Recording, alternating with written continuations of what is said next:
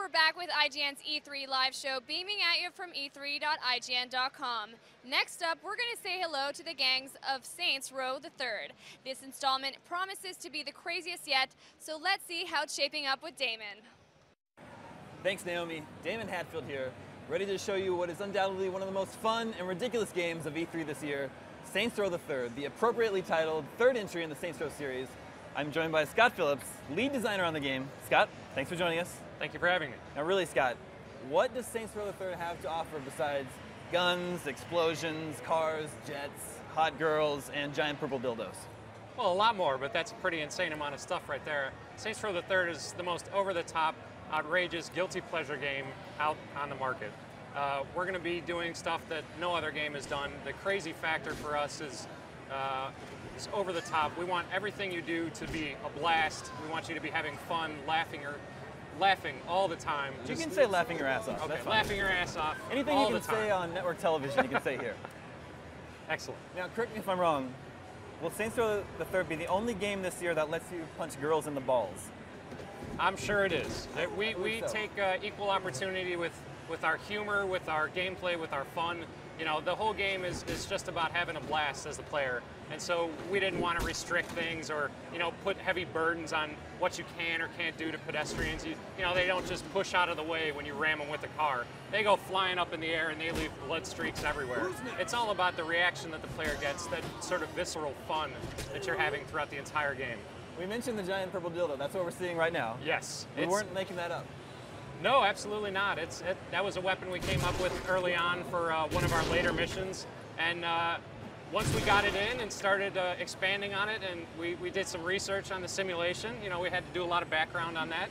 And we got it right. Focus testing on the... Absolutely. We had people do a lot of research on the internet and their personal products. What was the weapon we were just seeing, the giant fists that make people explode? Yeah, the Apocalypse are another one of our over-the-top weapons. Essentially, they're the apocalypse in a boxing glove. They cause enemies to explode right in front of you. And those you get about midway through the game, and that's just one of, you know, very many. The airstrike you're seeing right here is another one. You know, the Saints are at the top of their game, and so they're not just getting a pistol 20 minutes into the game or an hour into the game. They're starting off with an assault rifle that's fully upgraded, and they're getting the airstrike within a very short period of time. So this is an open world sandbox action game, lots of stuff to just play around with and have fun, but what's the actual story that the player is being funneled through? Well, the setup for Saints Row the Third was that we wanted to take where the Saints were at the end of Saints Row 2, which is, you know, they're ruling this whole city of Stillwater by themselves. And so what's the logical next step for that is that they've become a brand. They've started selling themselves. They started putting themselves on bobbleheads and energy drinks, and you know, there's going to be a Saints movie within the Saints Row universe. They're kind of pop culture icons that people look up to and they want to be, and you know, everybody likes them. And so when you start off at the beginning of the game, you're robbing a bank and you get arrested, which is very surprising to the Saints, because normally, you know, the police just let you walk because everybody loves you. But a group called the Syndicate grabs you and says, you know, we're bigger than you, we're a much larger multinational gang, and you need to pay us 2/3 of your profits every year, otherwise we're going to kill you. And the Saints don't like that, and so they start attacking the city of Steelport, which is the new city of Saints Row the Third, which is the hub of the Syndicate. And you go around, you know, you end up destroying large swaths of the city in order to take out the Syndicate. At the same time, we add in a military group about halfway through the game. The government sees what's going on in this crazy city. You know, there's massive gang fights. You're calling in airstrikes, blowing up huge city blocks, and they bring in a group that brings in even better toys for that sandbox. You know, we'll see a little bit in here the VTOL, a jet that can go from hovering like a helicopter to taking off at supersonic speeds, and we bring in some really great tools about halfway through the game. So we're seeing some of the customization here, yes? Yeah, player choice for us is a huge option. We don't want to force you to be anything or look like anything or play in any certain way. And so, you know, dressing up like a furry, dressing up in a spacesuit like we are here is one of many options that we allow you to choose from. And we want you to play like you want to play and to have fun how you want to have fun. And so the whole thing is about player choice and those options. Can you play as a female character? Yes, you can play as male, female. We have a selection of voices, so your player will vocalize. You can taunt people in the city, get reactions out of them. We also have a brand new a slider that I'm sure a lot of people will be excited about, which we call the sex appeal slider, which does appropriate things if you're male or female. It enlarges or shrinks different parts of your body, which I think most people can guess what those parts will be. I'm just going to set my slider all the way to maximum. Yeah, well, you got to keep true to life. You can't. Right. You got to keep it real. If you're a female character, is Shandi still your girlfriend?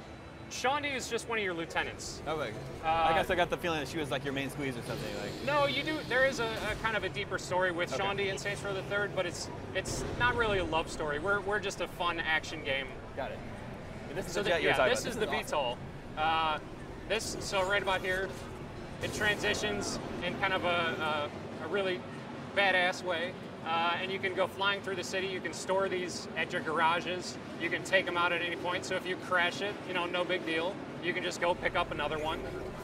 It has laser beams. It has these rockets that track to wherever you're aiming at. So you can really cause a lot of havoc and a lot of mayhem throughout the entire city.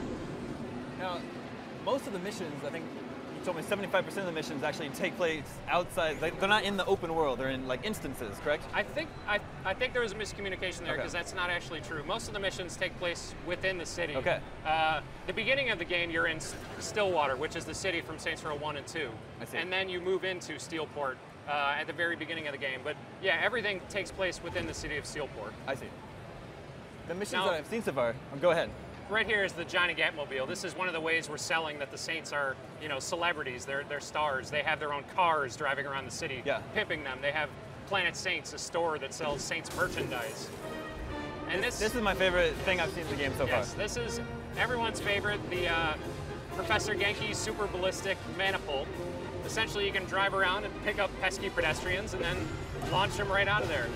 You can fire them up into the air. You can fire them at objects. You can use them to take out your enemies, but you can also jump in yourself with our full drop-in, drop-out co-op. This is going to be a blast to play with your friends, fire yourself or them out of it, go for a flight. How many players can play at the same time? It's two-player co-op. Two-player. Online or local? Yeah, both local. Yeah, Very both cool. local and Xbox Live and PSN. And you can run story missions together? Yep, you can play through the whole game. Saints Row 2, I think, set a whole new standard for open world co-op, and we're just continuing that. It's a blast to play. The missions I've seen so far have a much more cinematic feel to them, I think. That's a new direction you're trying to take the series? Yeah, we didn't want the player to just have, run here, shoot this person, you complete the mission, that's it. We really wanted to take our missions to the next level and make them feel like huge set pieces that really grab you and pull you into the story and the world. And so it's not just, taking over the city and having fun in the city. It's also these great missions and the story about how the Saints go from, this celebrity icon where people on the street will come up to you and they want autographs. So what's the craziest thing about Saints Row the Third that you can reveal so far? Well, I think so far, I think people love the dildo bat. That's the really? That's everyone's just going to run around and beat people up with the dildos. That has been the best thing. It's in the open world. You can't even really predict a lot of the stuff because when we watch, we run play tests all the time. We do usability studies and have people play it, and you can never really tell what they're going to start doing. They often just go off and entertain themselves. The rooms when people are playing are always full of laughter. So when's everyone going to get to play Saints Row the Third? Saints Row the Third will be out on Xbox 360, PlayStation 3, and PC on November 15th. Excellent. I'm excited. I'm going to play it. Thanks a lot for joining us, Scott. Thank you. Saints Row the Third. It's the craziest, what's the actual quote? The most ridiculous, over-the-top guilty pleasure in video games. That's right. Back to you, Naomi. Thanks for that look. And how did you guys like that insanity? Let us know with Twitter, follow at IGN, and tweet us with the hashtag E3. Next up, we're going to continue with the show with some Hobbit-sized adventures. Lord of the Rings, War in the North is up next.